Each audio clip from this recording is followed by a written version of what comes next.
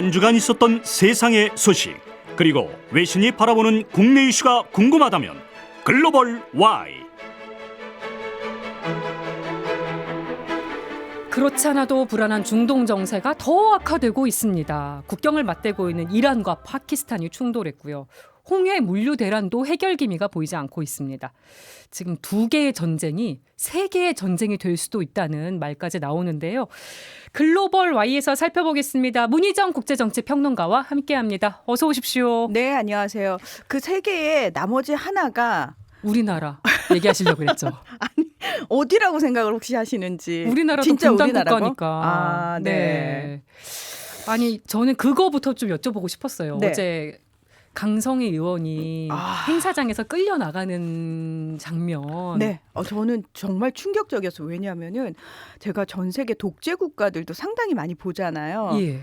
그런 나라에서도 안 벌어지는, 제가 한 번도 본 적이 없는 일이거든요. 예전에 오바마 전 미국 대통령이 이런 뭐 아주 같은 사안은 아닙니다만 오히려 끌어내지 말라고 이런 얘기했던 발언도 생각이 나고.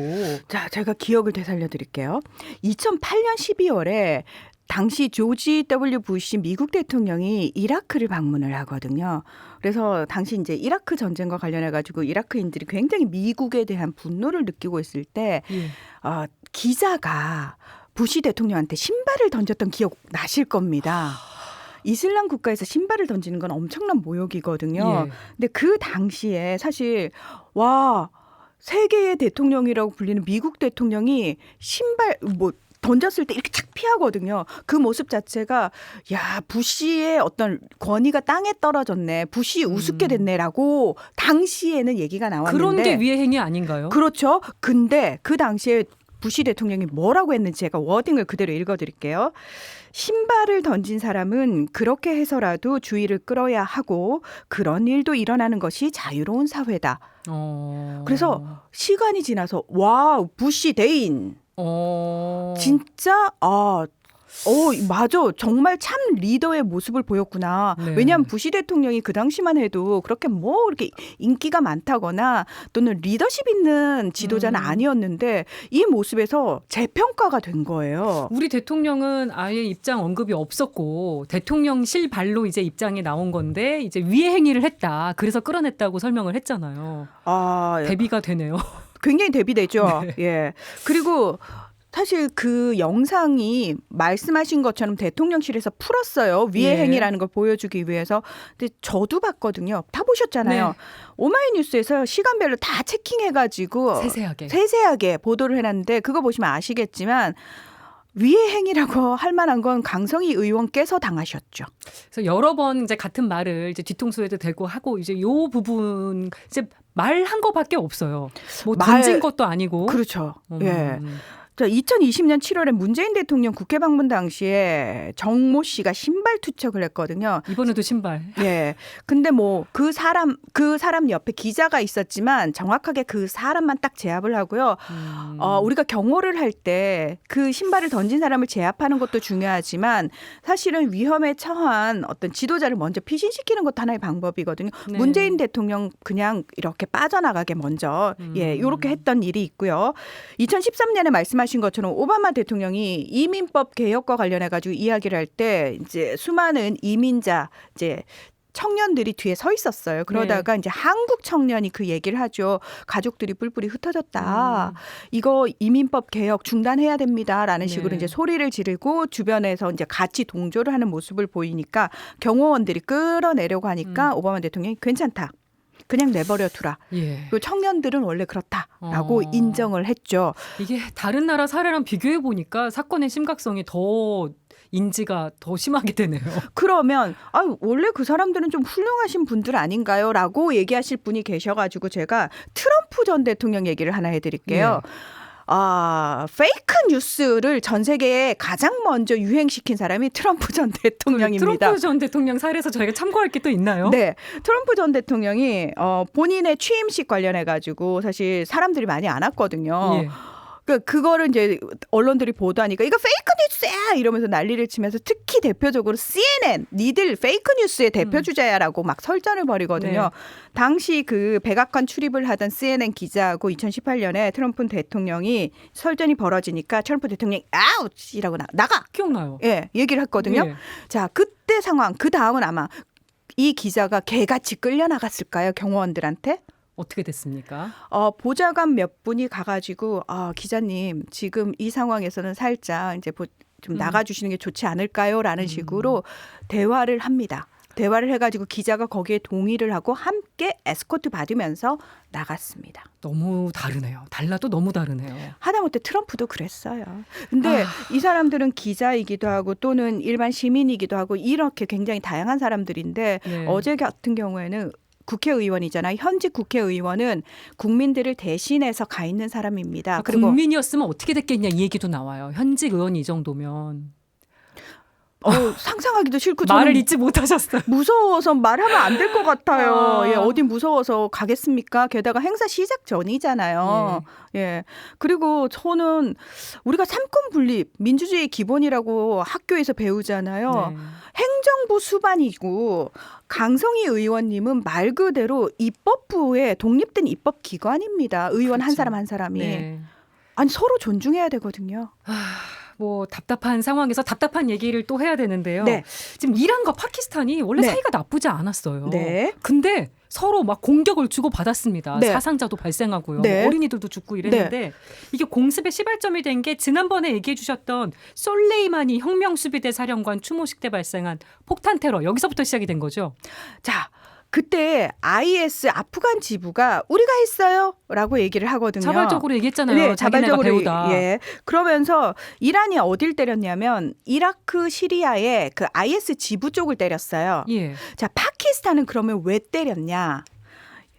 좀 많은 분들이 이란하고 파키스탄이 서로 본토를 영토를 공격했다라고 얘기를 하시는데 여기서 저는 굉장히 이게 사람들의 눈과 귀를 가리는 행위라고 말씀을 드리고 싶은 게 뭐냐면 실제로 이들이 공격한 지역이 어디냐면은 네. 발루치스탄이라는 지역이에요. 자, 우리가 뭐 나라 이름에서 무슨 스탄이라는 거 많이 들어보셨죠? 네. 이게 무슨 뜻이냐면 누구누구의 땅이란 뜻이에요. 그러면 앞에 발루치스탄이면 발루치족의 땅이란 뜻입니다. 예. 이란하고 파키스탄하고 딱 붙어 있는데 서로 공격한 지역이 발루치스탄 지역. 발루치족이 살고 있는 곳이에요. 이 곳은 사실 발루치족이 그 한 1,000만 명 정도가 있는데 쿠르디스탄이라고 해서 혹시 쿠르드족에 대한 얘기를 들어보신 적 네네. 있죠? 전 세계에서 4천만 명 정도 되는 민족인데 이 민족이 이란, 이라크, 시리아, 터키 이렇게 튀르키예 이렇게 나뉘어졌어요.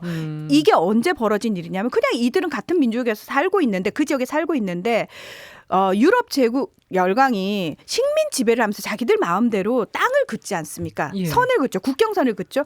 그러면서 같이 모여 살던 사람들이 갑자기 여러 개 나라로 쫙 나뉘어요. 그렇게 해서 쿠르드족들이 서로 분리가 되면서 독립된 국가를 못 가지는 비운의 민족이 되거든요. 발루치족도 똑같은 상황인 거예요.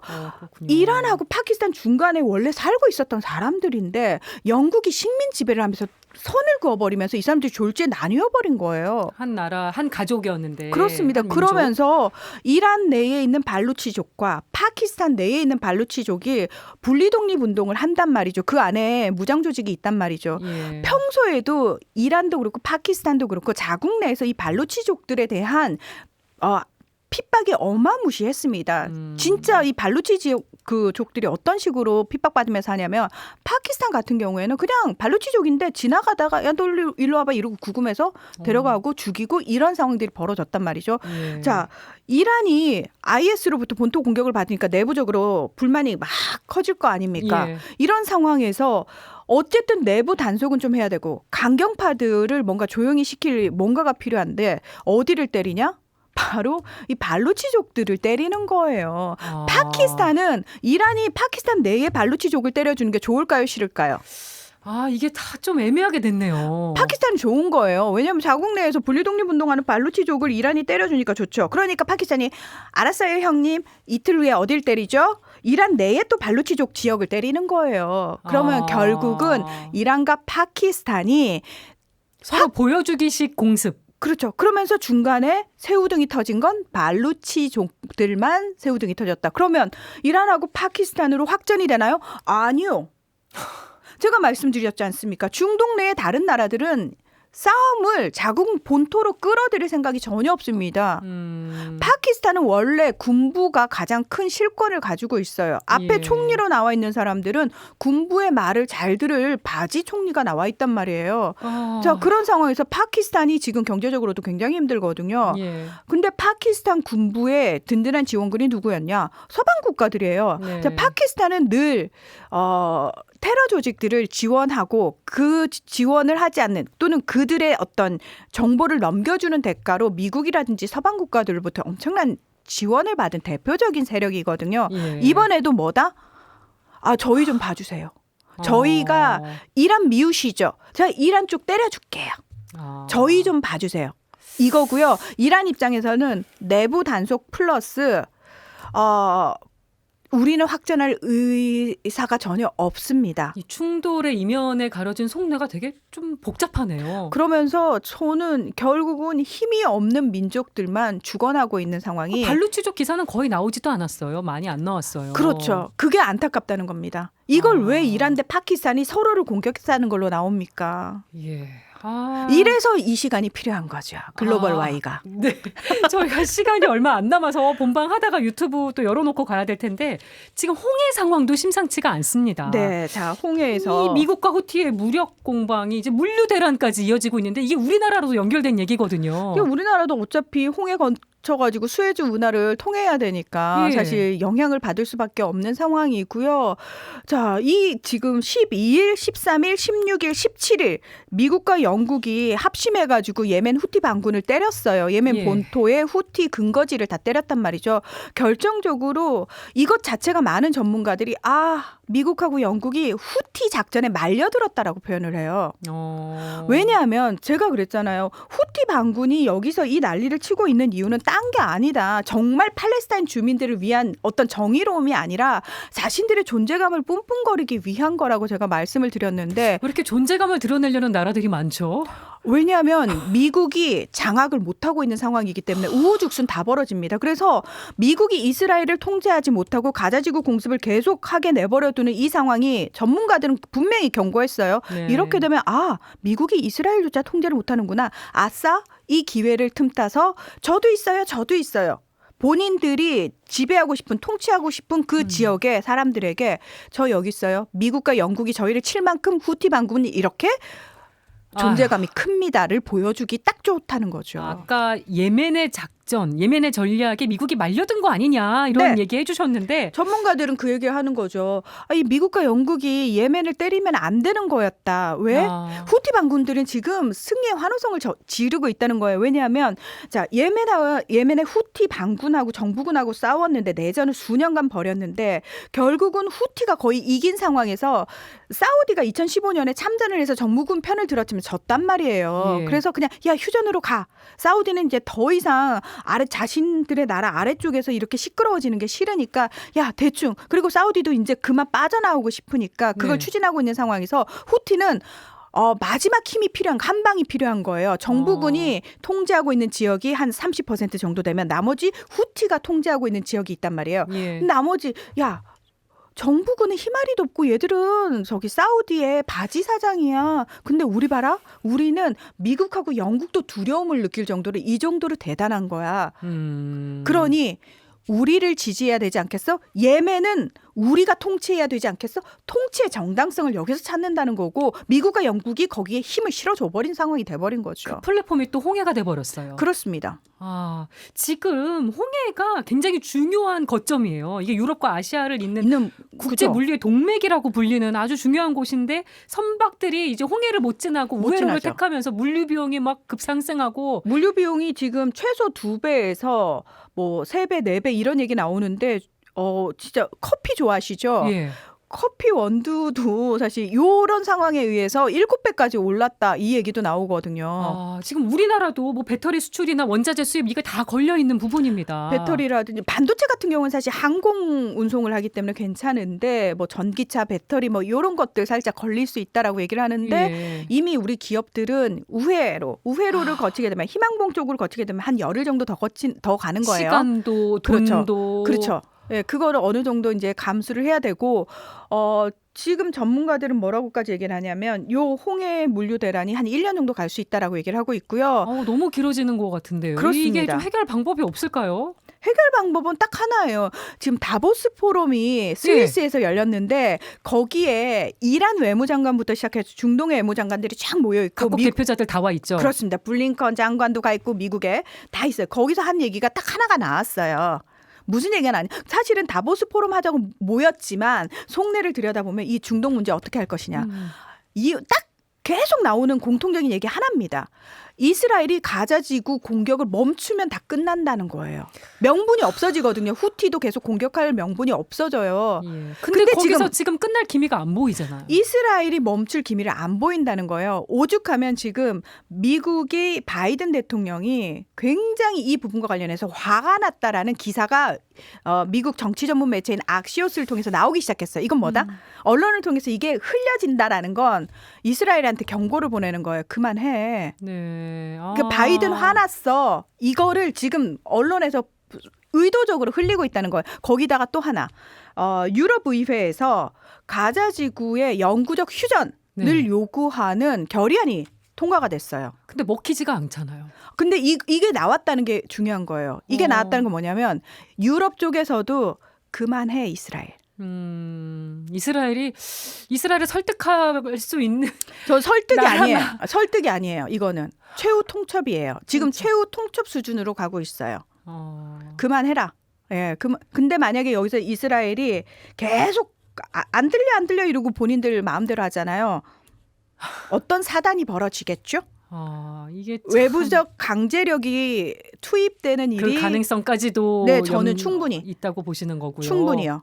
예. 왜냐하면 이 상황에서 지금 더 이상 확전이 되면 안 되거든요. 이 불안함이 계속 끌고 가게 되면 일단 바이든은 다음 대선에서 이길 수가 없어요. 그래서 자연스럽게 또 지금 미국 대선 네. 얘기로 넘어가게 되는데 네.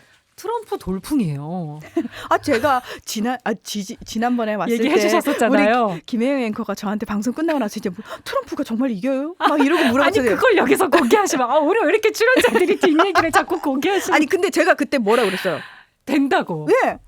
그러니까 이변이 없었습니다. 아이오와주 코커스에 이제 트럼프가 과반으로 이제 승리를 거뒀는데 네. 여론조사 결과도 당내에서 70% 이상 지지를 얻는 걸로 나왔어요. 굉장히 높아요. 공화당은 트럼프 당이 됐어요. 이미. 왜 이렇게 인기가 좋은 겁니까? 왜 인기가 좋냐면은 공화당 지지자들을 봐야 된다는 거예요. 공화당 지지자들은 거의 백인의 저학력층의 노동자 계급이란 말이에요. 그러니까 또는 못 사는 계급이에요. 네. 근데 우리 생각에는 미국이 이민자의 나라여도 백인들이 뭔가 우월한 지위를 얻고 있다고 생각을 하잖아요. 그런데 백인들 사이에서는 그 부와 권력을 독점한 소수가 있고 본인들은 거기로부터도 소외당했다고 생각을 하고 심지어 저 다른 아시아나 라틴계보다도 우리는 대우를 못 받아라고 생각하는 백인들 층이 존재를 하는데 그 층의 마음을 대변하고 나선 게 트럼프가 처음이었다는 거예요. 왜?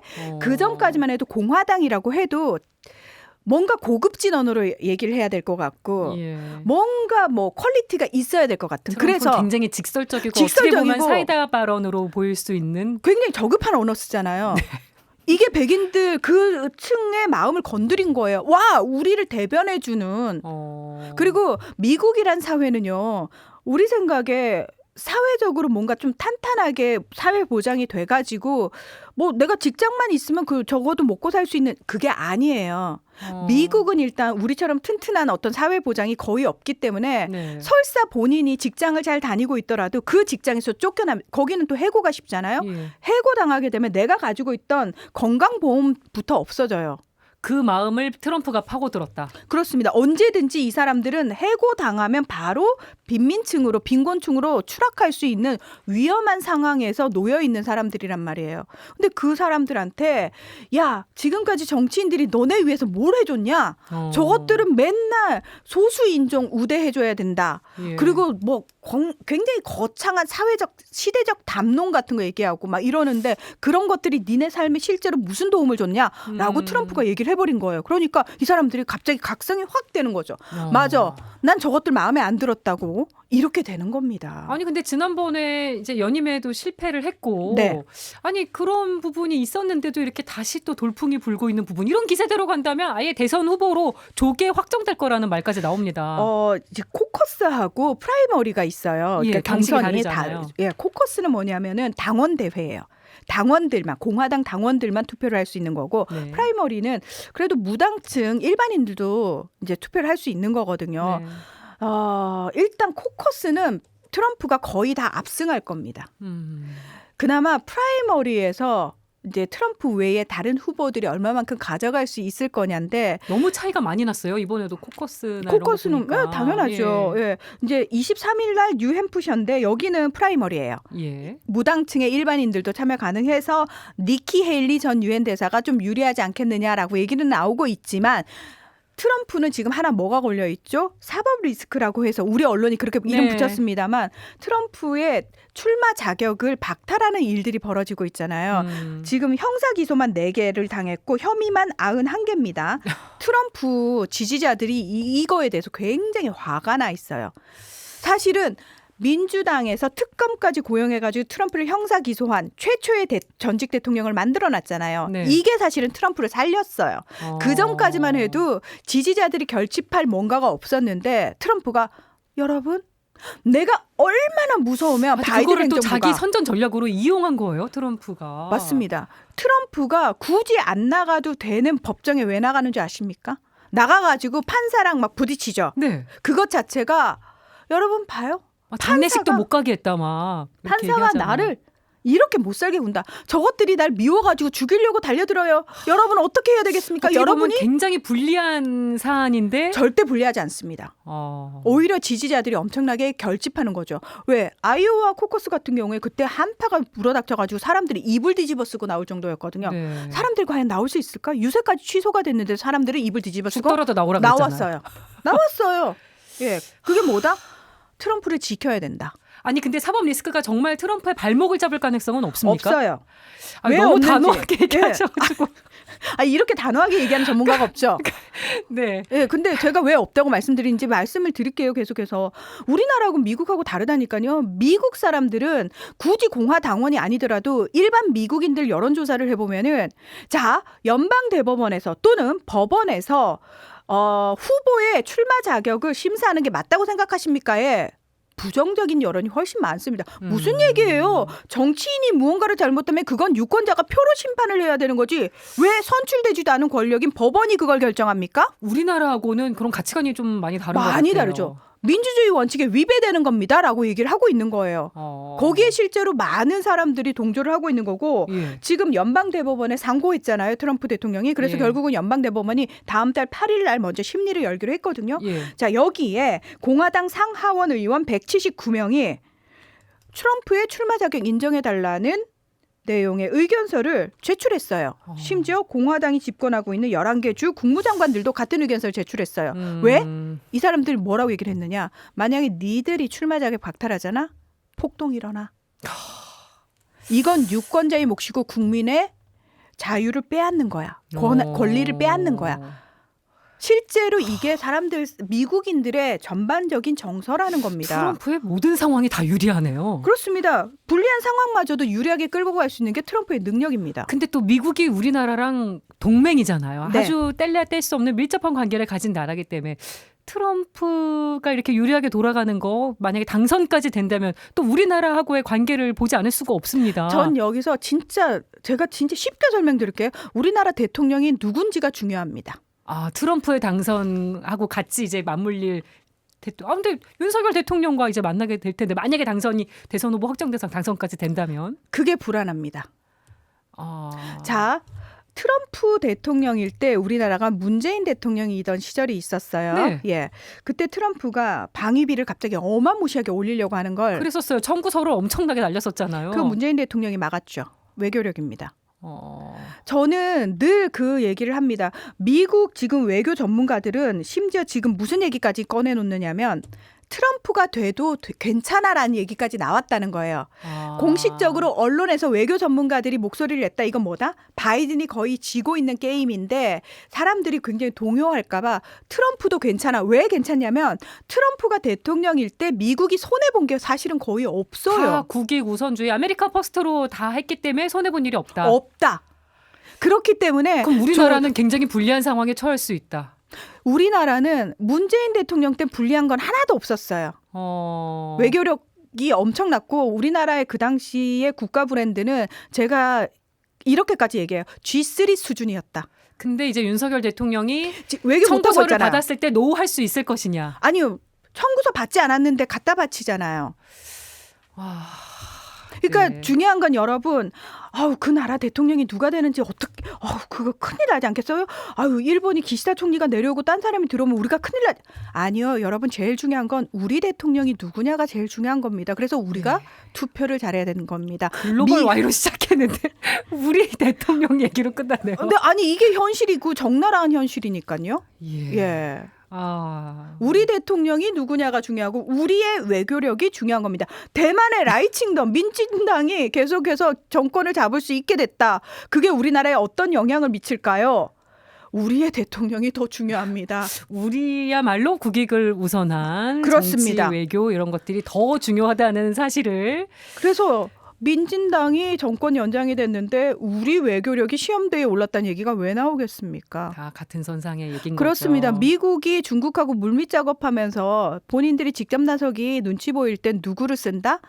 한국, 행동대장인 한국을 쓸 때 과연 그걸 노할 수 있느냐? 예. 우리가 대만 문제에 끌려 들어갈 이유가 없습니다. 그렇죠. 글로벌 와이 오늘 여기까지 하겠습니다. 말씀 잘 들었습니다. 네, 고맙습니다.